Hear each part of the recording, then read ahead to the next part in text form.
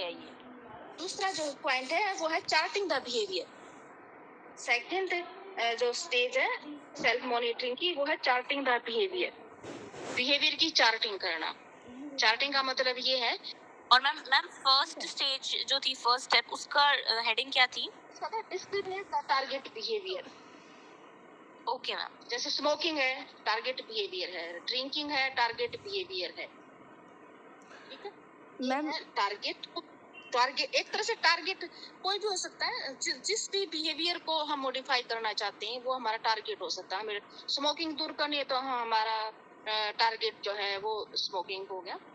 और अगर ड्रिंकिंग है तो ड्रिंकिंग हो जाएगा। अगर कोई और मैलेडप्टिव बिहेवियर है वो, तो हमारा टारगेट जो है वो ये हो जाता है कि हम इस चीज को दूर करना चाहते हैं। तो उसको डिस्क्रिमिनेट करने की एक पर्टिकुलर व्यक्ति है, उसके अंदर कौन सी कमजोरी है, कौन सा हेल्थ हैबिट ऐसी है जो उसको हेल्थ को नुकसान पहुंचा रही है, उसको टारगेट बिहेवियर बोलते हैं हम। उस बिहेवियर को जो हमारा टारगेट होता है कि इसको मॉडिफाई करेंगे, तो सबसे पहले डिस्क्रिमिनेट करेंगे, उसको अलग से निकालेंगे। सबसे पहला स्टेप ये है। सेकंड जो स्टेप है वो होता है कि अब हमारा टारगेट हमने निकाल लिया कि हमें स्मोकिंग को दूर करना है या हमें ड्रिंकिंग को दूर करना है, किसी के इन हेल्थ बिहेवियर को जो है वो मॉडिफाई करना है, यानी कि इनको एक तरह से हटाना है और इनको जो है ठीक व्यवहार जो है लेके आना है कि कैसे हम जो है इस स्मोकिंग को और कैसे इस ड्रिंकिंग को दूर कर सकते हैं।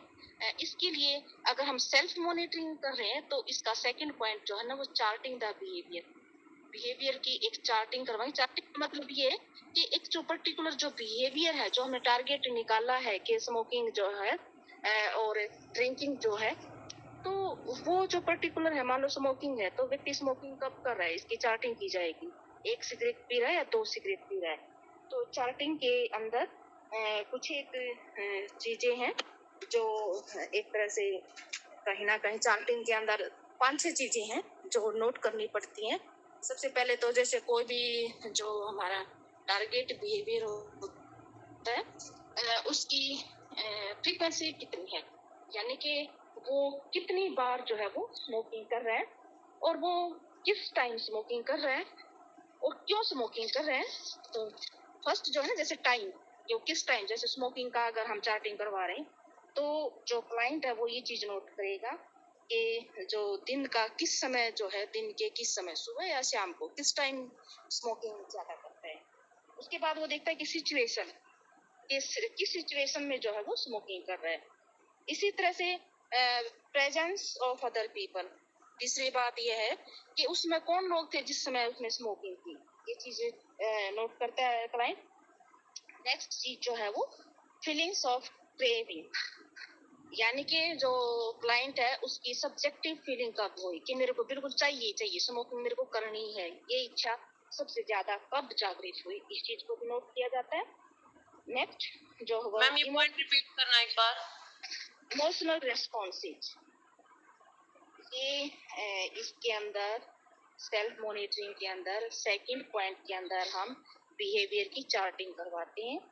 यानी कि अगर हम स्मोकिंग को दूर करना चाह रहे हैं तो स्मोकिंग जो इवेंट होता है उस इवेंट के दौरान कौन कौन सी चीजें हुई उसको नोट किया जाता है। सेल्फ ऑब्जर्व करके जो क्लाइंट है वो इन चीजों को नोट करता है, जैसे कि दिन के किस समय, उस समय नोट करेगा कि इस समय जो है ना सिगरेट पी मैं, यानी कि सुबह से लेकर शाम तक प्रतिदिन डेली हर चीज को नोट करेगा। और इसको जो हमने टारगेट बना रखा है उससे रिलेटेड बिहेवियर को, हमने टारगेट स्मोकिंग बना रखा है, तो स्मोकिंग जो बिहेवियर जब करेगा क्लाइंट तो उस स्मोकिंग से रिलेटेड चीजें वो किस टाइम कर रहा है, जैसे जैसे वो क्यों कर रहा है, प्रेजेंस कौन थे जिस टाइम उसने स्मोकिंग की, और जो उसकी वो ज्यादा तेज क्रेविंग कब हुई स्मोकिंग के लिए।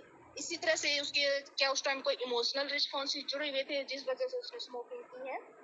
तो ये कुछ चीजें हैं।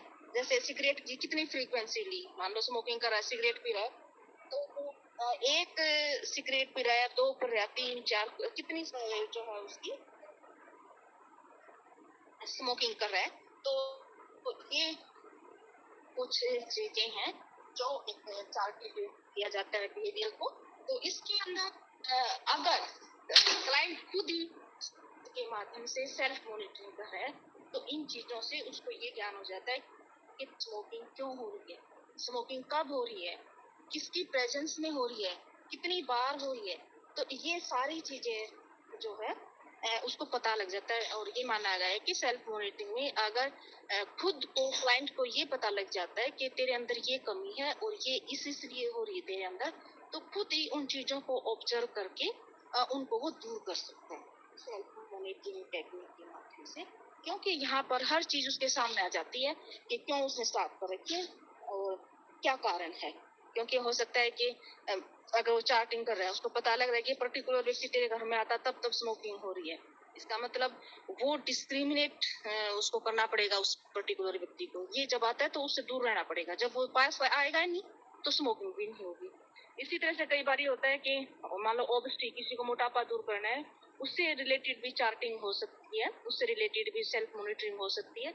जैसे खुशबू वाली जगह पे जाओगे तो खुशबू आते चीज खाने का ज्यादा मन करता है, तो उस चीज को डिस्क्रिमिनेट कर सकते हो कि हाँ मेरे को इस चीज से दूर रहना है, मेरे को ऐसी चीज पे जाना ही नहीं।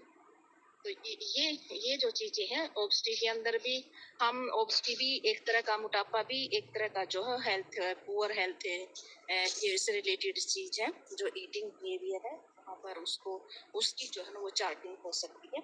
तो ये एक टेक्निक है, इसके दो स्टेप, मेन स्टेप दो ही हैं, discriminate the target behaviour and recording the behaviour. जो चीजें होती हैं उसको एक तरह से रिकॉर्ड करना। अब और ये कहाँ का इस्तेमाल करते हैं हम, कुछ जो है जैसे कि ओबेसिटी मैम है, बस इसकी ये दो ही स्टेप्स थे, डिस्क्रिमिनेटिंग और चार्टिंग। हाँ, लेकिन डिस्क्रिमिनेटिंग में भी कुछ चीजें बताई मैंने आपको और चार्टिंग में भी कुछ कई चीजें बताई। चार्टिंग में 5-6 पॉइंट बताए कि ये चार्टिंग के अंदर ये चार्ट करते हैं इन चीजों को, जो क्लाइंट है वो खुद नोट करता है इन चीजों को। लेकिन अगर हम बात करें जो सेल्फ मॉनिटरिंग के अंदर यही है, आजकल कोविड-19 चल रहा है मान लो, तो इसके अंदर क्या करवा रहे हैं हम, सेल्फ मॉनिटरिंग करवा रहे हैं ना कि हॉस्पिटल जो है ना फुल हो रहे हैं। घर पे रह के खुद सेल्फ मॉनिटरिंग करो, किस टाइम बुखार आ रहा है, क्या हो रहा है उस टाइम पर, कितना टाइम बढ़ गया है, ऑक्सीजन लेवल खुद का कितना है, टेम्परेचर कितना है, ये क्या करवा रहे हैं हम। यहाँ भी हम सेल्फ मॉनिटरिंग के खुद करो। हॉस्पिटल में कई बार ये है कि अभी हॉस्पिटल ज्यादा फुल है, इसलिए अपने घर में ही रहकर अपने बिहेवियर को खुद जो है मॉनिटर करो ताकि बीमारियों से बचे रहो। तो सेल्फ मॉनिटरिंग के अंदर अगर किसी को कोई सिम्टम्स भी है तो उससे रिलेटेड चीजों को व्यक्ति खुद ही मॉनिटर करता है। तो इसके अंदर भी सेल्फ मॉनिटरिंग के अंदर जो क्लाइंट है वो खुद ही अपने बिहेवियर को ऑब्जर्व करता है, अपने इमोशंस को, अपनी थिंकिंग को, और उनकी जो जब वो चीजें हो रही हैं उन चीजों को रिकॉर्ड करता है, एक तरह से उनको डायरी के अंदर लिखता है, क्योंकि इसके अंदर जो है डायरी ली जाती है। अब अगर हम बात करें कि इसके पॉजिटिव और नेगेटिव जो पॉइंट्स हैं वो क्या है सेल्फ मॉनिटरिंग, तो इसके पॉजिटिव पॉइंट्स की हम बात करेंगे पहले।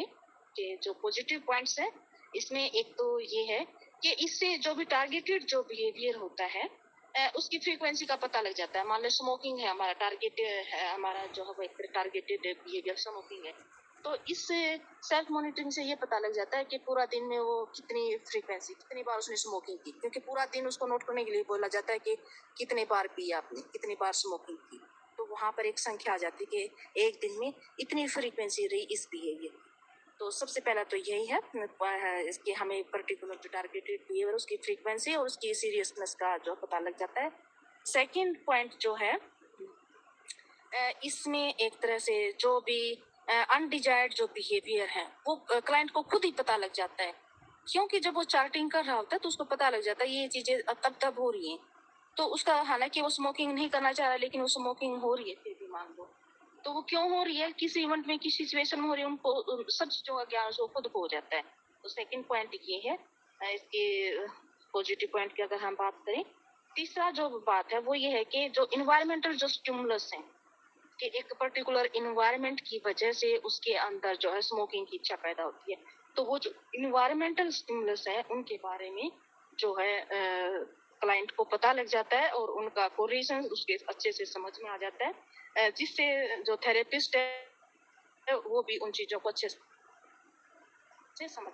और फोर्थ जो बात है इसकी जो है वो कम समय लगता है, कम, तो इसलिए ये एक इम्पोर्ट जो है वो एक तरह से सेल्फ मॉनिटरिंग की पॉजिटिव पॉइंट मैम थे, लास्ट पॉइंट लेकिन बताना इसके साथ प्लीज।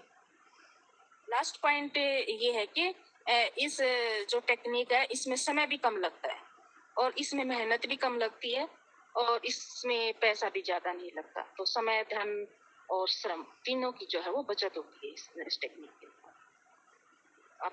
अब आजकल सेल्फ मॉनिटरिंग चल रही है, आप देख रहे हो क्यों, इसमें देखो पैसा भी बचत हो रही है आजकल, क्योंकि हॉस्पिटल फुल है। तो हम हेल्थ के बारे में इतने कॉन्शियस हैं कि हम अपनी हेल्दी डाइट लें, हम अपने बिहेवियर को खुद ही ऑब्जर्व करें। हमें कुछ भी प्रॉब्लम है तो थोड़ा सा इससे क्या हो जाता है, हमारे खुद का हमारा समय भी बच जाता है। तो जो क्लाइंट होता है उसका उसकी जो है एक तरह से पैसा जो है वो ज्यादा नहीं लगता।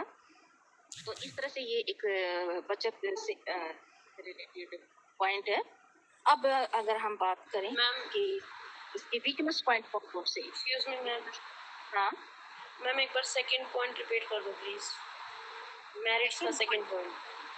मेट्स का सेकंड जो पॉइंट था वो था कि इससे खुद जो क्लाइंट है उसका जो अनडिजायर्ड बिहेवियर है वो एकदम से उसको पता लग जाता है कि मेरे को ये व्यवहार नहीं करना चाहिए और मैं ये व्यवहार कर रहा हूँ। जिस व्यवहार को वो करना नहीं चाहता उन चीजों का उसको पता लग जाता है। जो भी स्मोकिंग है, मान लो अनडिजायर्ड बिहेवियर है उसका, तो स्मोकिंग से रिलेटेड जितने भी चीजें हैं वो उसके सामने जो है वो एक तरह से सारी चीजें आ जाती हैं कि वो क्यों कर रहा है, क्या कर रहा है, किस।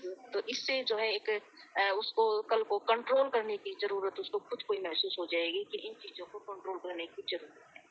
ये है सेकंड पॉइंट, ताकि वो उसका जो अनडिजायर्ड जो बिहेवियर है उसको रिमूव कर सके। तो उसके खुद के अंदर ही जो है ना कंट्रोल करने की एक तरह से मोटिवेशन मिल जाता है इस टेक्निक से।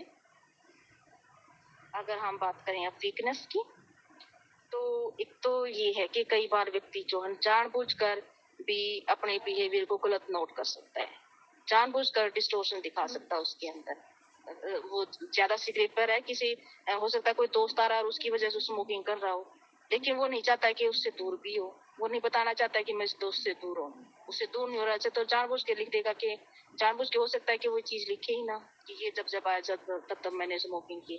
तो एक आध ये इसकी कमजोरी है कि कई बार व्यक्ति जानबूझकर सेल्फ ऑब्जर्वेशन करता है तो उसको डिस्टोर्ट कर सकता है, क्योंकि हमेशा थेरेपिस्ट उसके पास नहीं होता और सेल्फ ऑब्जर्वेशन वो खुद ही कर रहा है, खुद ही उसकी मॉनिटरिंग कर रहा है। तो एक नेगेटिव पॉइंट ये हो सकता है। और दूसरा ये है कि अगर ज्यादा सीरियस जो पेशेंट है वो अपनी ऑब्जर्वेशन नहीं कर सकते, ये सिर्फ माइनर डिसऑर्डर्स या छोटी मोटी जो पुअर हेल्थ हैबिट्स है उनको तो सुधार सकते हैं, लेकिन अगर ज्यादा सीवियर कंडीशन में अगर व्यक्ति है तो खुद की ऑब्जर्वेशन खुद ही नहीं कर सकता है।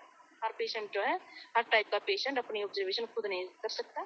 तीसरा जो एक चीज और है, तो वो ये है कि हर बिहेवियर की रिकॉर्डिंग व्यक्ति जो है ये मान करके ये इसको भी क्या रिकॉर्ड करना, ये क्या कोई रिकॉर्ड करने की चीज है। तो उन छोटी छोटी चीजों को व्यक्ति जो है खुद जो है वो छोड़ सकता है।